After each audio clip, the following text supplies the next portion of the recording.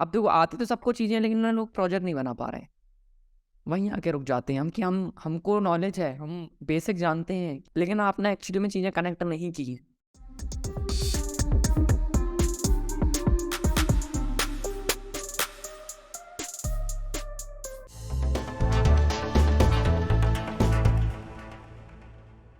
Hi Virendra, welcome to this channel. I We are thank glad to have you here. Thank you. तो जैसे मैंने आपकी journey देखी, आपका यूट्यूब चैनल देखा कि आप किस तरह से वहाँ पे पढ़ा रहे हैं बच्चों को, तो ये जानना चाहूँगी कि किस तरह से मतलब इंस्पिरेशन कहाँ से आई? आपने किस तरह से स्टार्ट किया? जैसे आप पढ़ रहे थे स्टूडेंट की तरह, तो क्यों आपने ये चैनल स्टार्ट किया और कैसे कंटिन्यू किया? इसका एक एक पॉइंट था कि जब मैंने एक ऑफलाइन क्लास स्टार्ट की थी, जब मैंने जावा शुरू किया था तब।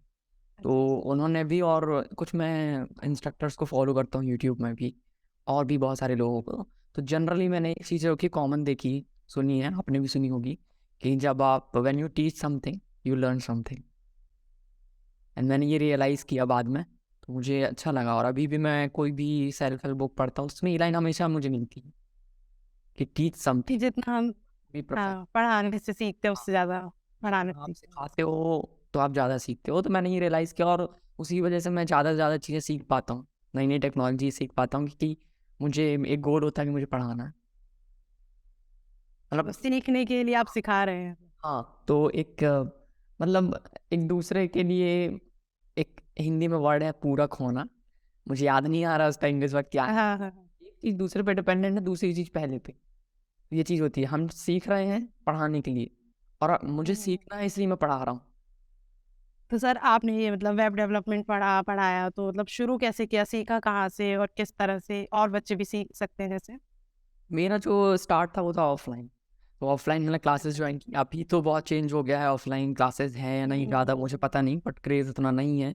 ऑनलाइन आ चुके हैं और सभी प्रेफर करते हैं ऑनलाइन, और कि कम समय में हो जाता है।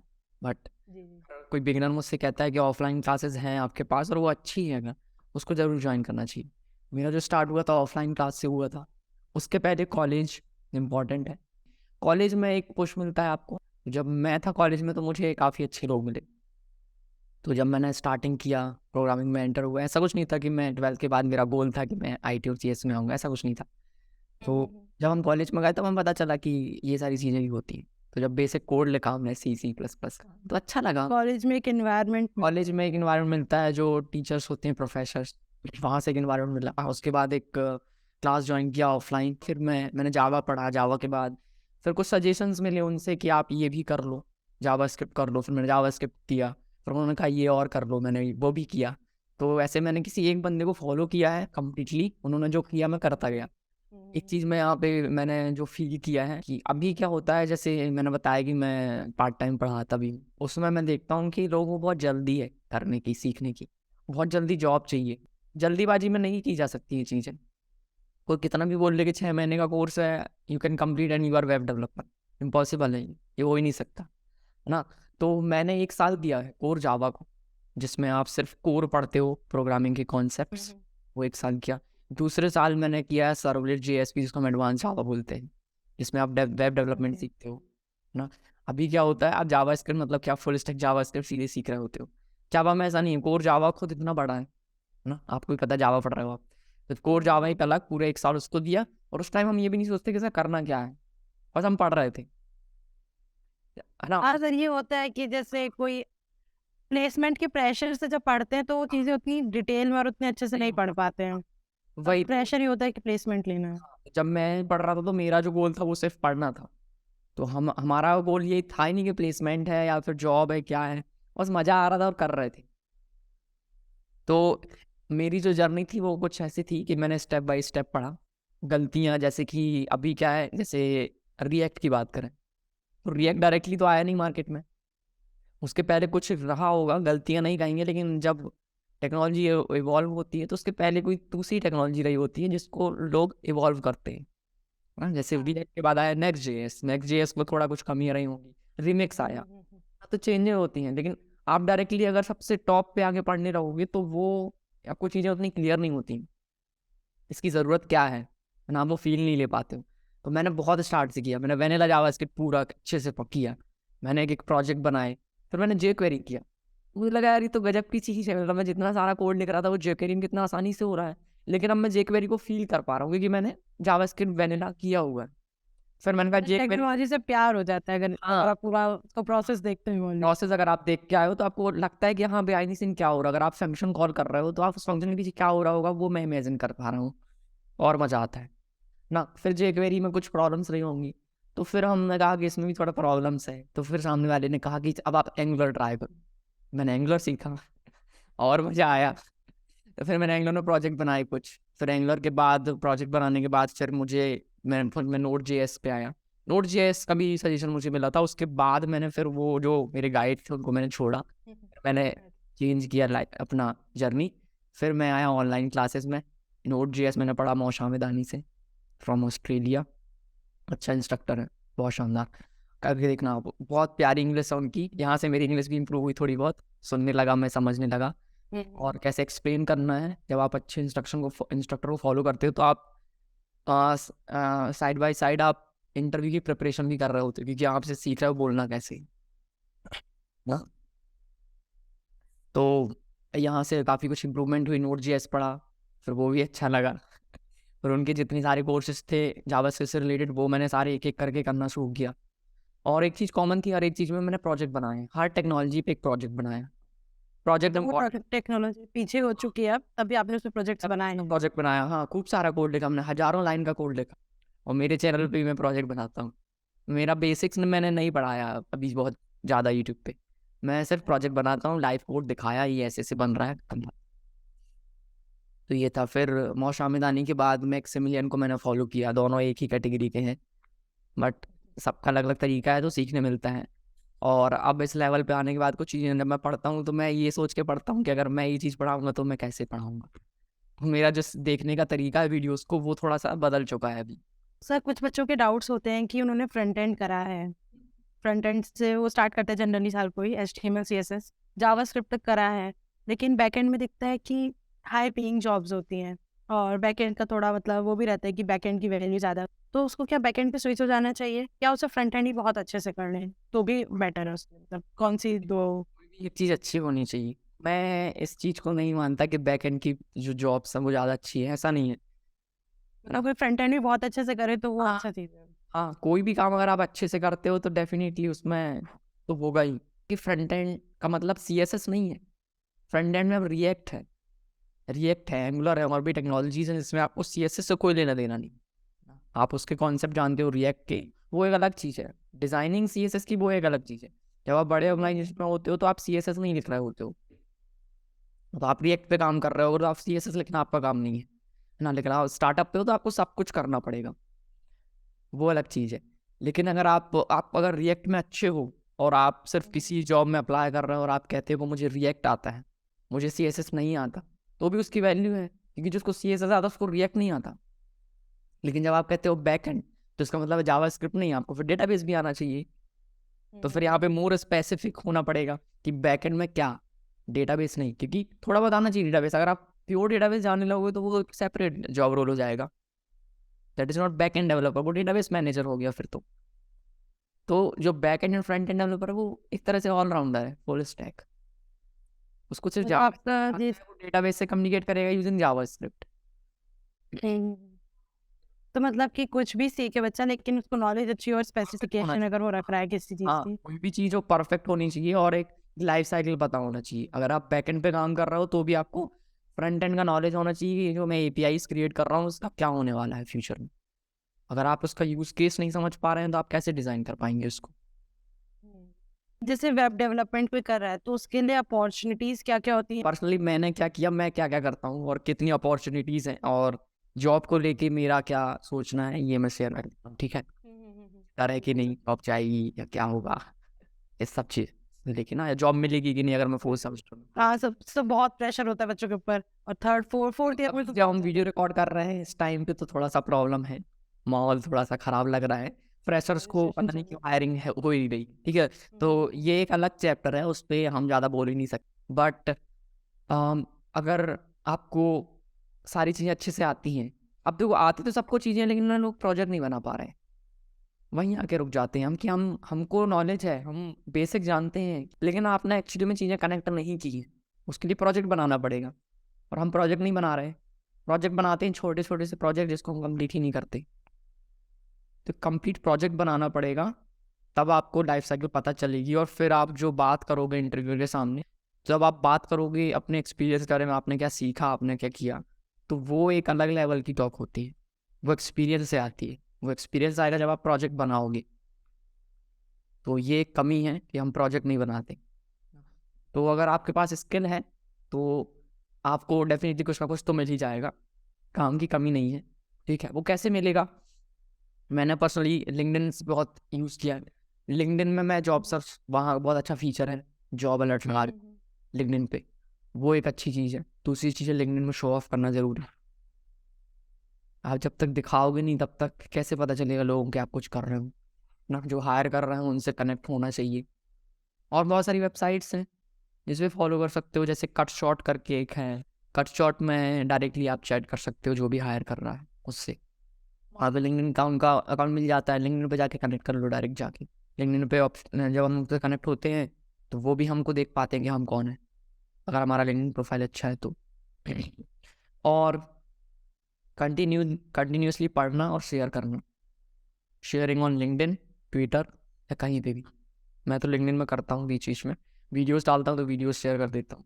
मतलब एक लिंक्डइन प्रोफाइल ज़रूरी है अगर आप एक अच्छी जॉब हाँ, चाह रहे हैं, क्योंकि वहीं से और लोग हाँ, जो कंटेंट आपसे रिलेटेड है, जिस पे आप मतलब जानते हो कि मुझे आता है, वैसे पोस्ट पे कुछ कमेंट्स करना, डिस्कशंस करना, ये भी बहुत इम्पोर्टेंट है ना। आप अपने थॉट्स जो भी हैं पोस्ट करो कमेंट सेक्शन में। लोग कमेंट्स पढ़ते हैं। मुझे पहले लगता था लोग कमेंट्स नहीं पढ़ते, लोग पोस्ट पढ़ते हैं। पोस्ट से ज़्यादा लोग कमेंट पढ़ते हैं, क्योंकि पोस्ट में तो एक बंदे ने अपना लिख दिया, लेकिन आप कमेंट में अगर जाते हो तो उस पोस्ट से रिलेटेड 10 लोग और हैं जो अपने थॉट्स दे रहे हैं। पोस्ट में उतना नॉलेज नहीं मिलता जितना उसके कमेंट सेक्शन में मिलता है। जब आप अपना थॉट वहाँ पे पोस्ट करते हो तो लोग पढ़ते हैं, और लोग उसको लाइक करते हैं, कमेंट करते हैं, तो इससे भी एक रीच बनती है। अब जनरली जब हम देखते हैं कि लिंक्डइन में एक्टिव रहो बोलते हैं, तो फ्रेशर्स या फिर ज़्यादातर लोग क्या करते हैं, कमेंट में लिखने लगते हैं, commenting for better reach, thank you. Reach plus plus. इसका ये मतलब थोड़ी है कि आप लिंक्डइन में एक्टिव हो। लिंक्डइन में एक्टिव होने का मतलब है आप कुछ वैल्यू तो ऐड करो। कुछ लोग अभी वेब डेवलपमेंट करके ही प्लेसमेंट्स में बैठते हैं, मतलब डीएसए नहीं करिए, वेब डेवलपमेंट पे उनका फोकस है। तो वेब डेवलपमेंट से रिलेटेड जो इंटरव्यूज में क्वेश्चंस होते हैं या जो उन्होंने प्रोजेक्ट्स किए हैं उसके ऊपर किस तरह के क्वेश्चंस इंटरव्यूज में होते हैं प्लेसमेंट्स टाइम पे? अब मेरा पर्सनल एक्सपीरियंस ये डीएसए नहीं पूछा जाता जनरली। नॉर्मली वेब डेवलपमेंट में मैं कोई बड़ी कंपनीज के बारे में जानता नहीं हूँ, क्योंकि मैंने वहाँ तक पहुँचा ही नहीं अभी तक। तो जितने इंटरव्यूज़ मैंने दिए हैं, मैंने ज़्यादातर स्टार्टअप्स के इंटरव्यू दिए हैं, और जो एमएनसीज हैं उनके इंटरव्यूज़ दिए हैं। एमएनसीज मतलब जो बहुत फेमस है इंडिया में, है ना। तो उतना टफ होता ही नहीं है इंटरव्यूज़ का। अगर आप वेब डेवलपमेंट रिएक्ट के लिए अप्लाई करो या फिर नोट जेएस बैकएंड के लिए, तो बहुत बेसिक इंटरव्यू होता है। जावास्क्रिप्ट का बेसिक, और जो आपने किया है प्रोजेक्ट, बस उतना ही। डीएसए के नाम पे अगर थोड़ा बहुत पूछना चाहते हैं कि आप एक वेब डेवलपर हो, तो आपको थोड़ा बहुत आना चाहिए। डीएसए का मतलब ये है कि आप डेटा मैनिपुलेट कर सको। स्ट्रिंग अगर आपको मिला तो आप स्ट्रिंग को कैसे मैनिपुलेट करोगे, एरे को कैसे मैनिपुलेट करोगे। हाँ, एज अ रिएक्ट डेवलपर आपको रिस्पॉन्स मिला एपीआई पे बहुत बड़ा जेसन, उसको आप कैसे मैनिपुलेट करोगे। तो ये भी एक डीएसए का पार्ट है, प्रॉब्लम सॉल्विंग। तो आप उसको कैसे मैनिपुलेट करोगे, उसके लिए बेसिक क्वेश्चन होते हैं स्ट्रिंग पे बेस्ड, एरेज पे। मतलब जो वेब डेवलपमेंट में यूज हो रहा होता है। हाँ, तो उतना बस यूज होता है, बहुत हाई लेवल की प्रॉब्लम सॉल्विंग नहीं होती कि। वेब डेवलपमेंट से ही रिलेटेड क्वेश्चंस कौन से होते हाँ, हैं? वेब डेवलपमेंट से रिलेटेड क्वेश्चन में जैसे कोई सिचुएशन बेस्ड क्वेश्चन दे दिया कि आपके पास डेटा आ गया ज़्यादा, तो आप उसको कैसे मैनेज करोगे। पेजिनेशन क्या होता है ना। जैसे अगर हम रिएक्ट पे बात करें तो रिडक्स पे कुछ क्वेश्चन, अगर मैं स्पेसिफिकली रिएक्ट की बात करूँ, मैंने रिएक्ट के बहुत सारे इंटरव्यू दिए हैं और हर इंटरव्यू क्रैक किया है रिएक्ट का। तो उसमें वो बहुत प्रैक्टिकल क्वेश्चंस होते हैं रिएक्ट के। यूज इफेक्ट क्या है, बता दो क्या है, काम तो किया, ये दिन रात वही लिख रहे हो रिएक्ट पे, तो पता होना चाहिए। अगर आपने प्रोजेक्ट बनाया है, अगर आपने छोटा प्रोजेक्ट बनाया तो आपने कम से कम 10-15 यूज इफेक्ट लिखे होंगे। टू डू एप्लीकेशन में आप लिख देते हो 5-6 यूज इफेक्ट। तो उस पर एक क्वेश्चन है तो आप आंसर क्यों नहीं कर पा रहे हो, अगर आपको इतना नहीं पता, इतना सा क्वेश्चन यूज इफेक्ट। तो आप उस पर अगर परफेक्ट आंसर देते हो एकदम कंप्लीट, तो उससे ज़्यादा कुछ है ही नहीं। प्रैक्टिकल क्वेश्चन आंसर्स होंगे अगर आपके, rather than theory. It makes impact.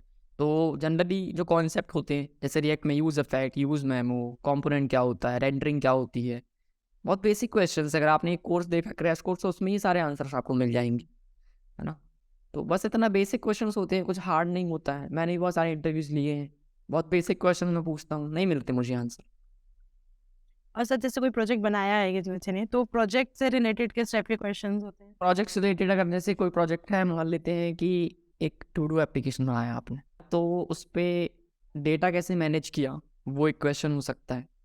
अगर आपने रिएक्ट पे प्रोजेक्ट बनाया तो कंपोनेंट्स कैसे आपने डिवाइड किए, क्या एक ही फाइल में सारा टू डू एप्लीकेशन बना के रख दिया, या आपने अलग अलग फाइल्स में उसको मैनेज किया।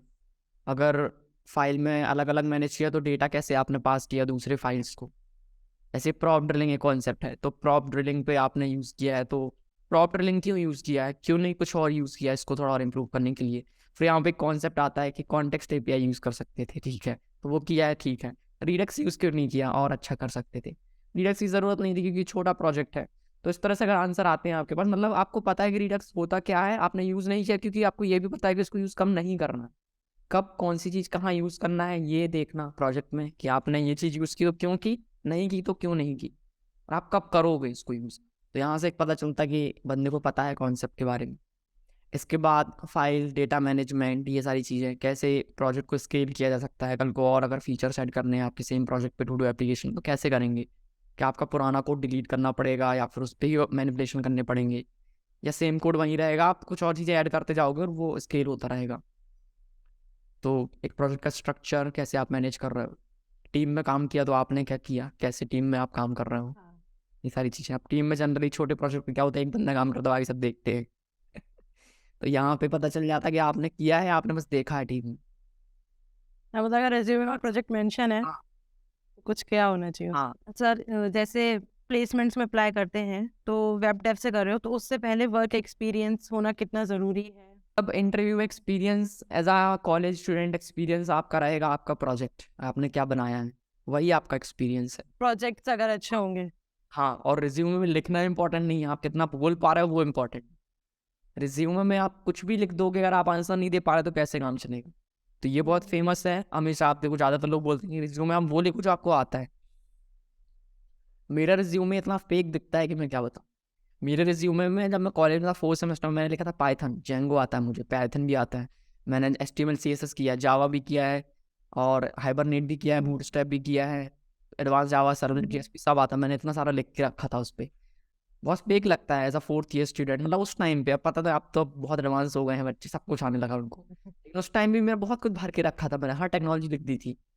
फिर इंटरव्यूअर ने पूछना शुरू किया, हर एक टेक्नोलॉजी पे एक क्वेश्चन उठाया उसने, और वहाँ से मुझे समझ में आया कि रिज्यूमे में आप जो लिखते हो उससे क्वेश्चन पूछे जाते हैं, आपने जो लिखा नहीं उससे कैसे पूछेंगे। तो मैंने सब कुछ लिखा, उसने हर टेक्नोलॉजी से एक एक क्वेश्चन किया, जेंगो पे, पाइथन पे, लेकिन फेक दिखता जरूर, लेकिन मुझे आता था सब कुछ।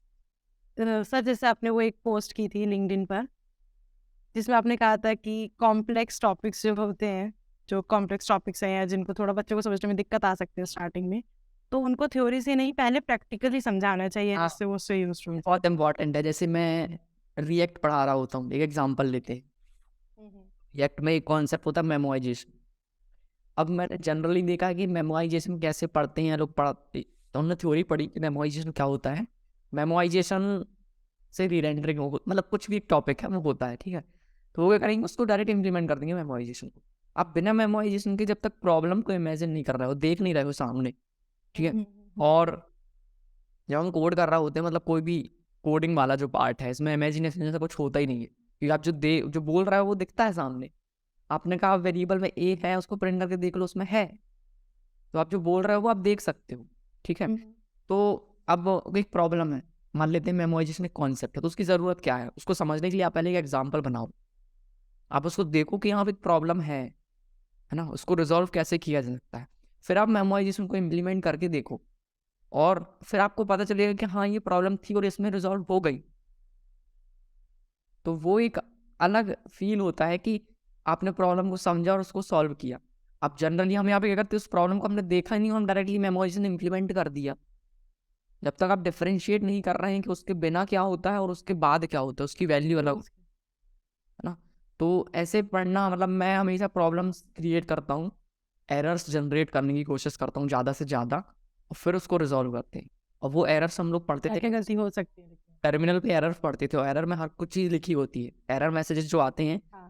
सब कुछ लिखा होता है कि लाइन नंबर यहाँ पे आपने ये चीज़ नहीं लिखी है या फिर ये होना चाहिए। तो वो एरर्स जो पढ़ना सीख गया वो कुछ भी कर सकता है।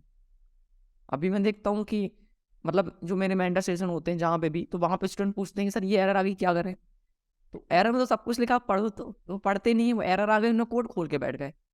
कोड में कैसे देखोगे कहाँ एरर? आप कोड एरर पढ़ो। तो एरर पढ़ना इंपॉर्टेंट है, वो हमने सीखा है एरर पढ़ना। तो वैसे ही मैं भी उसी को फॉलो करता हूँ कि एरर ज़्यादा से ज़्यादा जनरेट करूँ, है ना? तो ये मैं फॉलो करता हूँ। प्रैक्टिकली आप देखो, थ्योरी बाद में पढ़ेंगे इसकी। थ्योरी जब आप पहले प्रॉब्लम को समझो प्रैक्टिकली और अगर क्या देख प्रॉब्लम। लेते हैं तो थ्योरी अपने आप इंटरेस्टेड होते हैं थ्योरी को पढ़ने में। सर आपकी जर्नी देखकर ये लगता है कि मतलब ये समझ में आ रहा है कि आपने हर चीज़ को एन्जॉय किया और आप अभी भी एन्जॉय कर रहे हैं। हाँ, मज़ा आता है। मतलब जैसे प्रेशर की तरह नहीं लिया, जैसे बच्चे प्रेशर की तरह लेते हैं थर्ड प्रेशर फोर्थ ईयर में। मुझे एक ही टाइम पे बस था, वो था कॉलेज प्लेसमेंट। उसके बाद मुझे कभी दिक्कत नहीं हुई आज तक। कभी मैंने इतनी टेंशन नहीं लिया जॉब को लेके। जब आपसे कोई चीज़ बनती है तो आप अपने आप इंटरेस्ट आता है।